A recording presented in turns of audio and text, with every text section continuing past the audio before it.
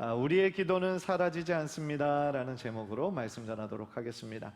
우리가 기도 생활을 하다 보면 가장 힘든 순간이 오는데, 물론 기도하는 것 자체도 쉽지 않을 때가 있죠. 그 예수원이라는 데를 가면 거기 입구 그 큰 비석에 기도는 노동이다 라는 말이 있어요. 하나님 앞에 기도하는 거 정말 우리가 마땅히 해야 할 일인데, 어떤 때는 일처럼 정말 노동처럼 느껴질 때도 있는 것이죠.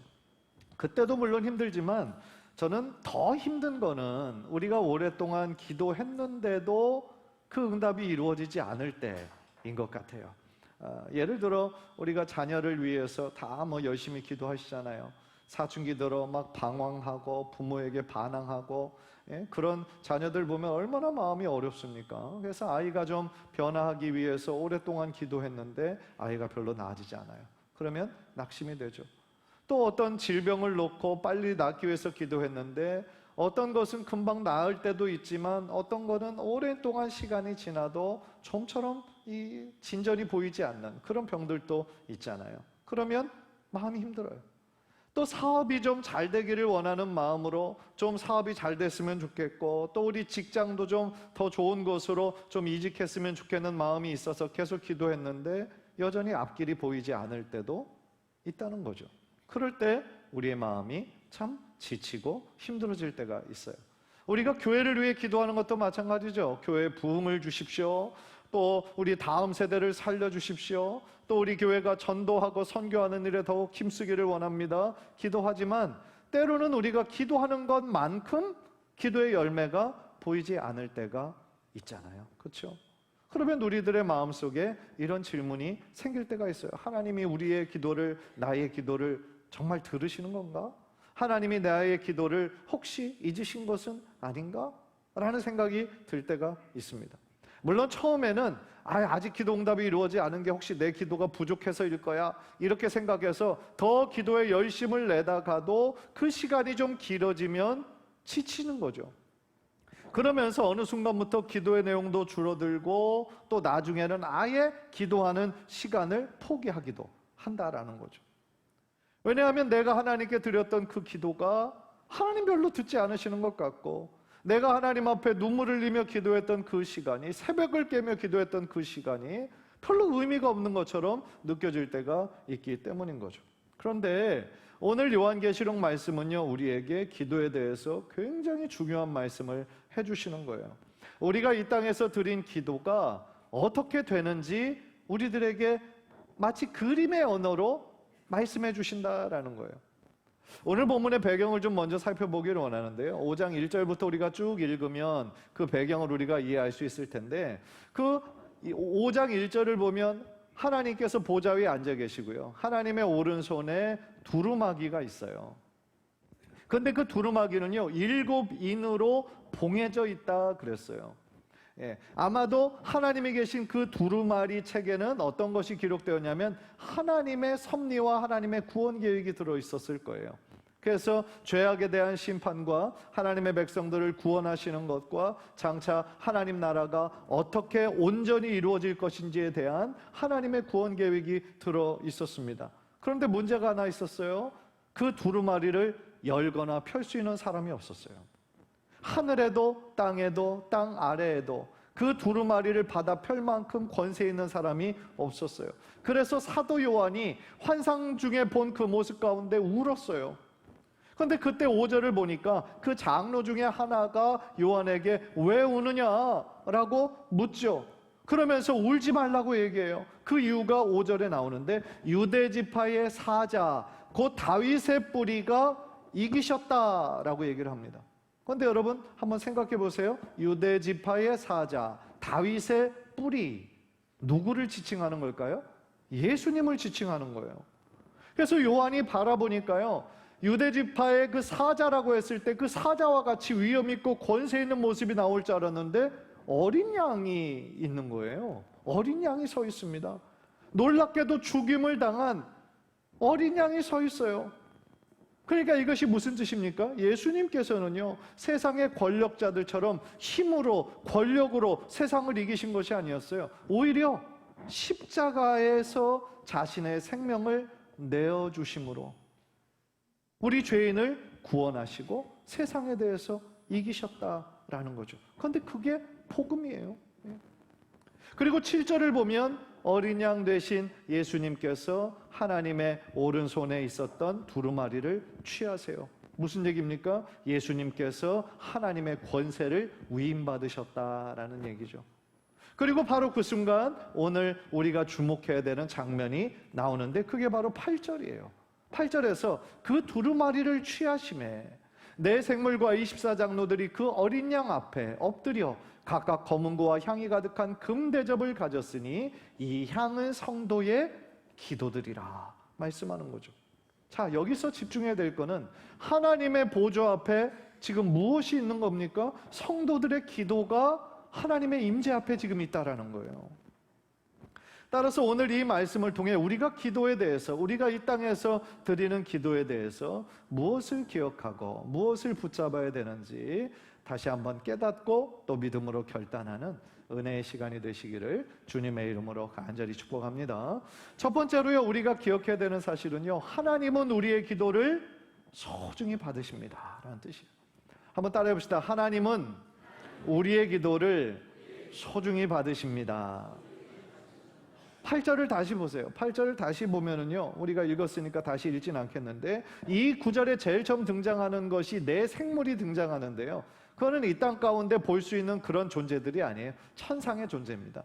천상에 하나님을 보좌하는 그 네 생물이 있었고요, 24장로들이 있었다라고 했을 때 하나님의 백성들을 대표하는 자들이에요. 하나님의 백성을 대표하는 24장로들이 지금 어린 양 앞에, 메시아 되신 예수 그리스도 앞에 엎드려 두 가지를 가졌어요. 하나는 검은고, 또 하나는 향이 가득한 금대접. 그런데 검은고는 우리가 아는 것처럼 찬양의 도구예요. 악기죠. 그러니까 하나님께 찬양을 드리는 하나의 악기고, 또 하나는 향이 가득한 금대접을 가졌다라고 얘기하는데, 금대접 안에는 향이 가득한데 그 향이 뭐라고요? 성도의 기도다라는 거죠. 성경에서는요, 오래전부터 이 기도를 향에 비유했어요. 오늘 처음 나오는 구절이 아니에요. 다윗의 그 시편을 보면 시편 141편 2절에서 이렇게 기도합니다. 우리 한번 다 함께 읽죠. 시작. 나의 기도가 주의 앞에 분향함과 같이 되며 나의 손드는 것이 저녁 제사같이 되게 하소서. 여러분, 향을 피우면 향이 어디로 갑니까? 위로 올라가요. 그렇죠? 마찬가지예요. 하나님의 백성들이 이 땅에서 드리는 기도가 마치 향과 같이 하늘로, 하나님의 보좌 앞으로 올라간다라는 거예요. 그런데 여기서 중요한 거는요, 단순히 하늘로 올라가는 것뿐만 아니라 하나님의 보좌 앞에 있는 거예요. 하나님의 임재 앞에 우리의 기도를 담은 금대접이 하나님의 앞에 놓여 있다라는 거예요. 생각해 보면 우리가 이 땅에서 드린 기도는 사실은 남몰래 드린 기도가 많아요. 예배 때 우리가 기도하지만 옆 사람이 다 들리지 않게 그냥 우리의 목소리로 기도할 때도 많이 있죠. 그냥 나 홀로 남모르게 눈물을 흘리며 기도했던 여러분들의 기도에 또 있을 거예요. 자녀를 위해서, 혹은 우리 어떤 사업과 직장을 위하여서, 또 질병의 치유를 위해서, 미래를 위해서 여러 가지를 기도했잖아요. 배우자의 구원을 위해서, 가족의 구원을 위해서 정말 오랫동안 여러분 기도한 내용이 있잖아요. 그런데 그 모든 기도가 어떻게 된 거예요? 사라지지 않은 거예요. 없어지지 않은 거예요. 그런 것들이 의미가 없는 공허한 메아리가 아닌 거예요. 하나님은 그 모든 기도를 들으시는 거예요. 그리고 그 모든 기도가 하나님의 보좌에 상달된 줄 믿습니다. 오늘 말씀을 통해 우리들에게 확증해 주시는 거예요. 사실 우리는 우리가 과거에 드렸던 기도의 내용도 까먹을 때가 있어요. 그렇죠. 한 3년 전에 너무 급한 일이 생겨서 간절한 마음으로 하나님께 기도했는데, 그때는 너무 힘들었고 간절한 마음으로 기도했는데 어느 순간 이루어졌어요. 해결이 됐어요. 그러면 어떻게 돼요? 그 순간은 너무 기뻐했는데 2, 3년이 지나고 나면 완전히 까먹어요. 내가 그런 기도를 했었나? 이것도 까먹어요. 그런데 우리 하나님은 우리가 드린 그 모든 기도를 다 기억하신다, 다 받으신다라는 거예요. 출애굽기 2장을 보면 애굽에서 노예 생활을 하던 그 히브리 백성들이 있었잖아요. 그래서 노예로 살아가니까 얼마나 고통스러웠겠습니까? 그래서 매일매일 일할 때마다 탄식하면서 부르짖었죠. 그런데 그 모든 부르짖음이 있었는데 하나님께서 모세를 바로 보내지는 않으셨어요. 상당히 오랜 시간 동안 그들은 고통받아야 됐어요. 그렇다면 그들의 기도가 없어진 겁니까? 아니에요.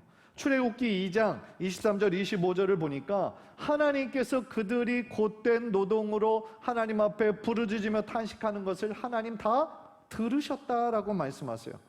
상달됐다라고 표현을 해요.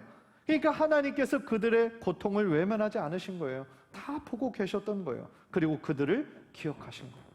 그리고 하나님의 때에 이 모세라는 사람을 훈련시키셔서 모세를 그들에게 지도자로 보내시잖아요.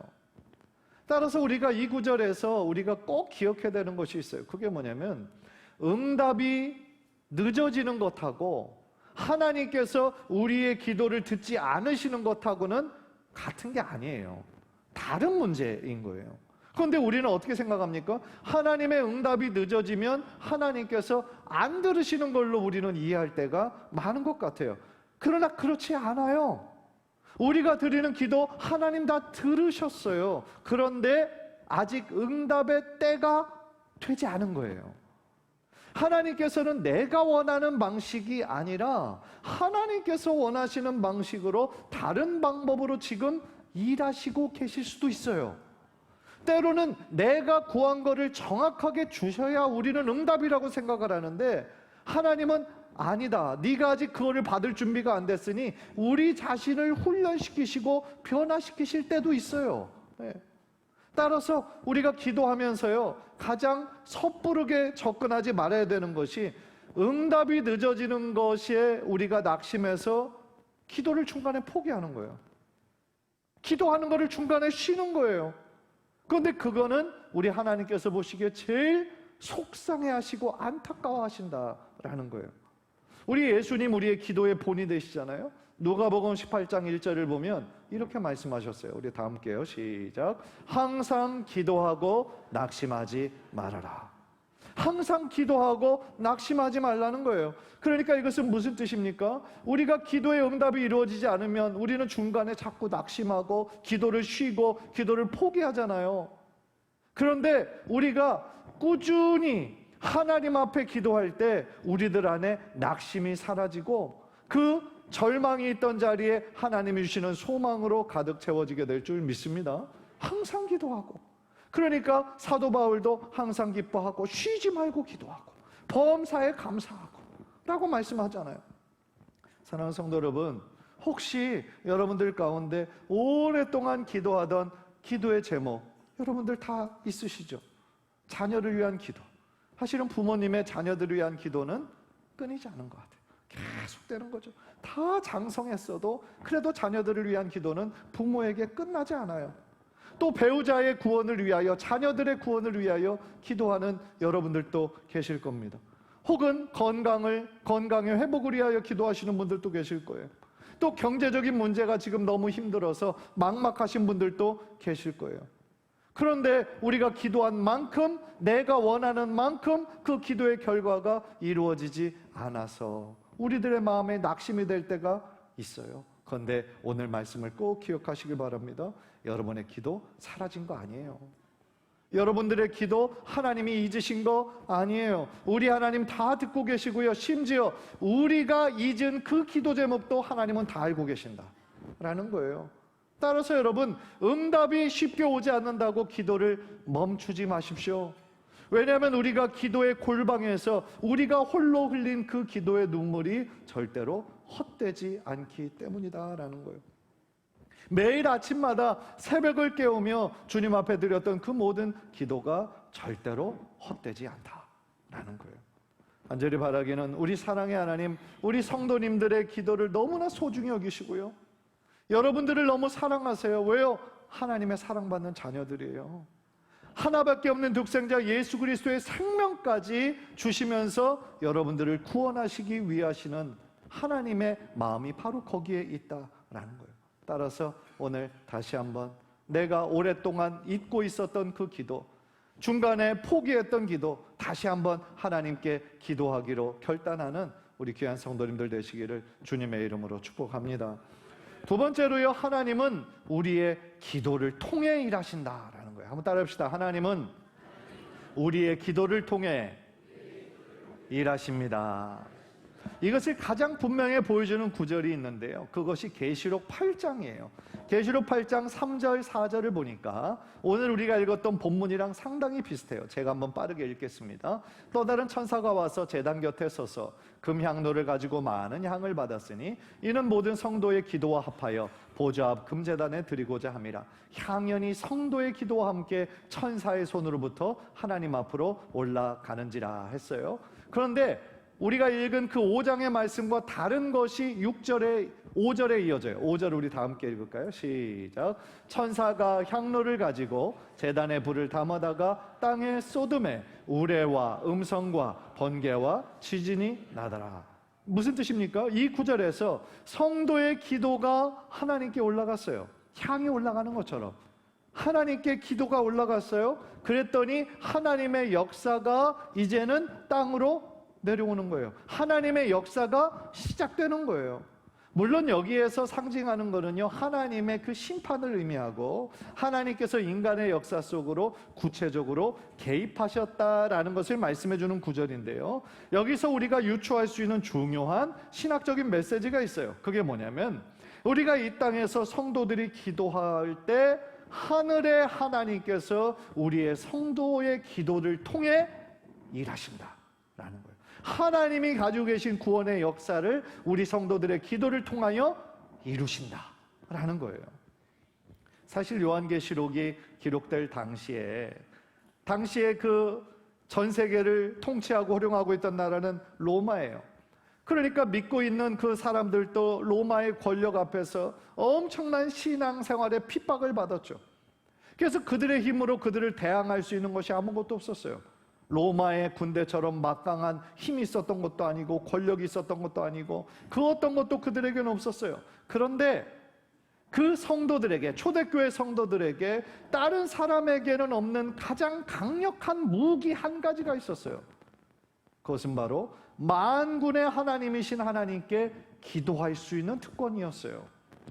그래서 요한계시록 6장을 보면 순교했던 성도들이 하나님 앞에 부르짖어요. 하나님, 어느 때까지입니까?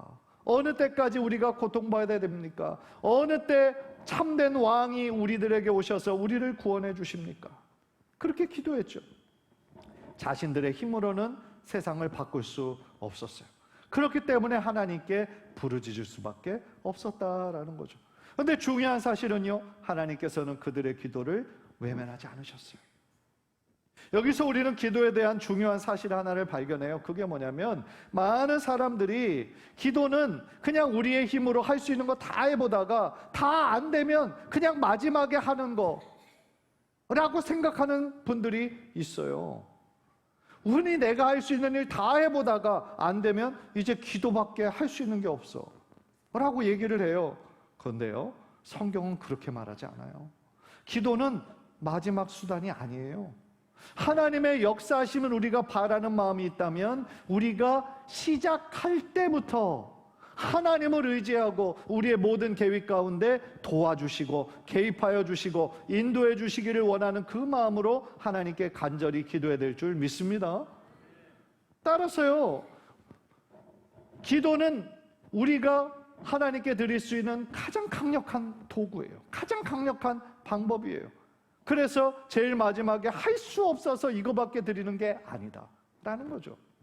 물론 우리가 기도한다라고 해서 하나님의 뜻을 내 마음대로 바꿀 수 있다거나 혹은 하나님을 내 마음대로 움직일 수 있다거나 그럴 수 있는 건 절대로 아니에요.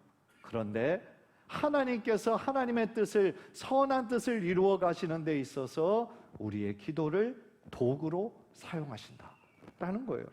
생각해 보십시오. 전능하신 하나님께서 우리의 도움이 필요하십니까? 우리의 어떤 도움이 필요하신가요? 하나님이 돈이 없으신 분이신가요? 하나님이 함께 할 수 있는 그런 힘이 없으신 분이신가요? 아니잖아요. 하나님은 이 세상을 창조하시고 우주 만물을 지금도 다스리시는 만왕의 왕이세요. 또한 우리 하나님은요, 모든 것을 다 하실 수 있는 전능하신 하나님, 엘샤다이 하나님이세요. 왜 하나님이 뭐가 부족하셔서 우리의 도움이 필요하시겠어요? 그런데 하나님은 우리에게 기도하라는 거예요. 기도하라고 말씀하시는 거예요. 왜냐하면 하나님의 일하시는 역사에 우리를 동참시켜 주시기를 원하시기 때문에 그래요. 즉 우리를 하나님의 동역자로 불러주시는 거예요. 얼마나 영광스러운 일입니까? 여러분들 뭐 한 사람도 놀라지 않으시는데 하나님의 일에 우리를 통역자로 불러주셨다라는 거예요. 그거 너무나 기가 막힌 일 아닙니까? 예. 예를 들어서 우리 단기 선교팀이 3년 전에는 필리핀으로 단기 선교를 갔고 작년과 올해는 제주도로 단기 선교를 다녀왔어요. 사실 우리가 가진 힘, 능력 미약하죠. 우리가 할 수 있는 것은 최선을 다해 준비하지만 우리가 할 수 없는 게 있어요. 그게 뭔지 아세요? 사람들의 마음을 변화시키는 거예요. 복음을 전할 수는 있어요. 우리가 준비한 찬양을 부를 수는 있어요. 성경 공부도 가르칠 수 있어요. 그런데 우리가 할 수 없는 거는 그들의 마음을 변화시키는 거예요. 그들이 구원받는 거예요. 우리들의 힘으로는 절대로 할 수 없는 거예요. 그런데 3년 전도 그랬지만 작년, 올해 하나님께서는 그 놀라운 일을 이루시잖아요. 우리 선교팀의 그 기도와 헌신과 노력을 통하여 또한 이곳에 계신 중보자들의 그 기도를 통하여 우리 하나님 놀라운 역사를 이루시잖아요. 현지인들의 그 딱딱하고 굳은 마음이 변화되잖아요. 하나님이라는 존재를 믿기로 인식하잖아요. 얼마나 놀라운 변화입니까? 최근에 정말 우리 성은혜 자매 또 김성근 형제도 제가 지난번에 말씀드렸던 것처럼 세계 댄스 대회에서 그 주니어 파티에서 2등해서 대한민국 대표로 나갔다가 정말 하나님께 영광 올려드리게 노력하는데 또 뭐 이틀 전에 소식 들으니까 내년에도 또 대한민국 대표로 또 뽑혀가지고 또 간다라는 거예요. 그런데 생각해 보면 하나님의 그 귀한 일에 도구로 사용받는 거예요. 사실은 꼭 복음성가가 아니라고 할지라도 꼭 예배가 아니라고 할지라도 하나님이 주신 은사를 하나님의 목적에 따라 사용하고 노력하는 그 모든 것이 하나님의 도구로 쓰임받는 거예요.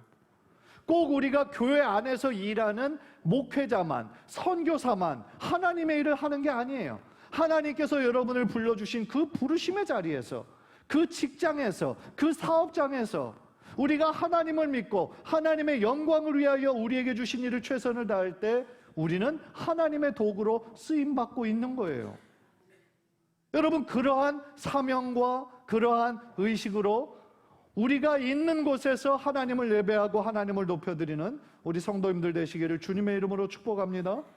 거룩한 일이 따로 있는 게 아니에요. 우리가 있는 곳에서 우리가 구별된 자답게 그곳에서 정직하고 성실하게 일을 할 때 하나님께서 그런 우리의 모습을 통하여 그런 삶의 예배, 일상의 예배를 받으시는 거예요.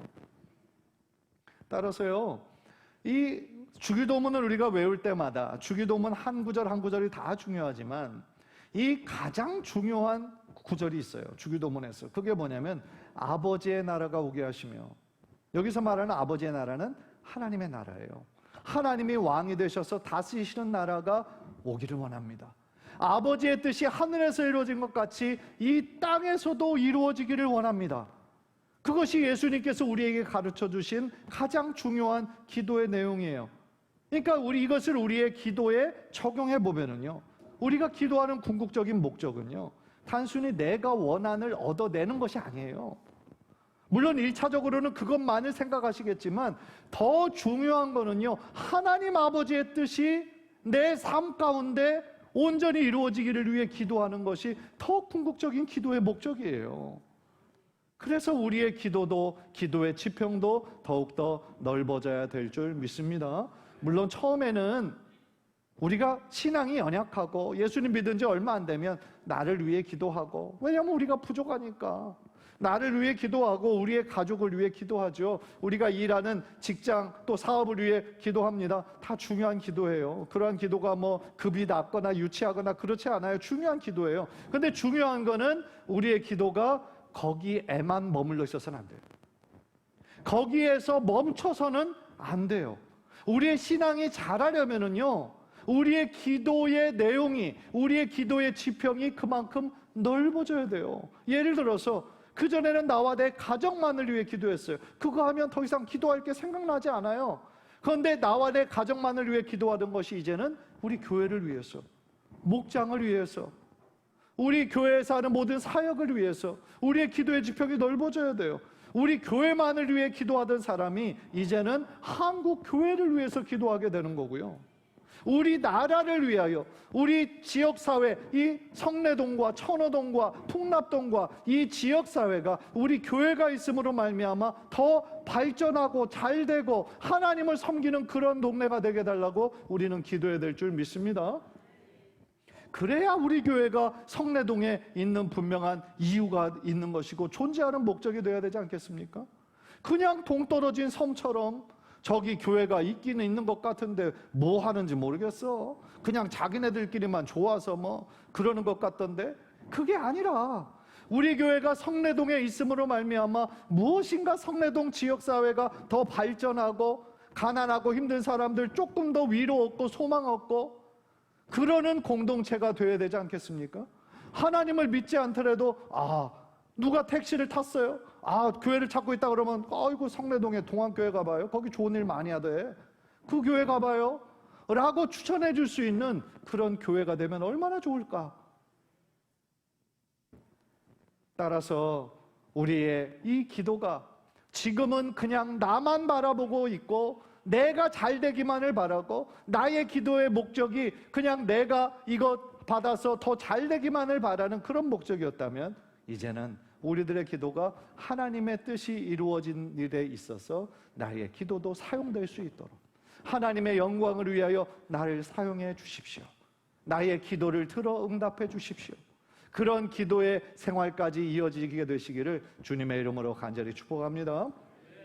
말씀을 정리하려고 합니다. 오늘 계시록 말씀을 통해서 우리 성도님들의 기도가 이 땅에서 사라지는 것이 아니라 여기서만 잠깐 울렸다가 없어지는 공허한 음성이 아니라 하나님 앞으로 다 올라가는 아름다운 향이 된다라고 말씀드렸어요. 여러분 꼭 기억하십시오. 하나님은 우리의 기도를 소중히 여기실 뿐 아니라 우리의 기도를 들으시고 하나님 일하실 줄 믿습니다. 그러므로 때때로 기도의 응답이 늦어진다고 해서 여러분 낙심하지 마시고 포기하지 마시고, 아직 내가 기다리는 응답이 보이지 않는다 할지라도 어떤 사인도 없다 할지라도 계속 기도할 때 하나님께서 하나님의 정확한 때에 하나님이 놀랍게 역사해 주실 줄 믿습니다. 따라서 여러분들 모두 다시 기도의 자리로 가셨으면 좋겠어요. 꼭 교회 안에서만 기도하는 것이 아니라 여러분이 직장에서 기도하기 전에 잠깐 하나님께 드리는 그 5분의 기도, 그리고 여러분이 하루를 마무리하면서 잠자기 전에 하나님 앞에 그 하루를 마감하며 감사함으로 드리는 그 모든 기도, 하나님 다 기억하시는 거예요. 또한 우리의 필요만을 위해서가 아니라 하나님의 나라를 위해서, 하나님의 하나님 되심이 온 세상에 전파되기를 위하여 기도할 때, 우리 가정을 위해 기도하고 교회를 위해 기도하고 나라와 민족을 위해 기도할 때 하나님께서는 우리의 기도를 통하여 하나님의 그 나라, 하나님의 온전한 다스리심이 우리들의 삶 가운데 또한 이 지역사회, 우리 나라와 우리 민족 가운데 흘러넘치게 될 줄 믿습니다. 간절히 바라기는 오늘 우리 모두가 그런 믿음을 가지고 우리에게 맡겨주신 그 기도의 자리에서 하나님께 귀하게 기도하여 하나님의 일에 귀한 동역자가 되는 큰 기쁨을 맛보시기를 주님의 이름으로 간절히 축복합니다. 기도하겠습니다.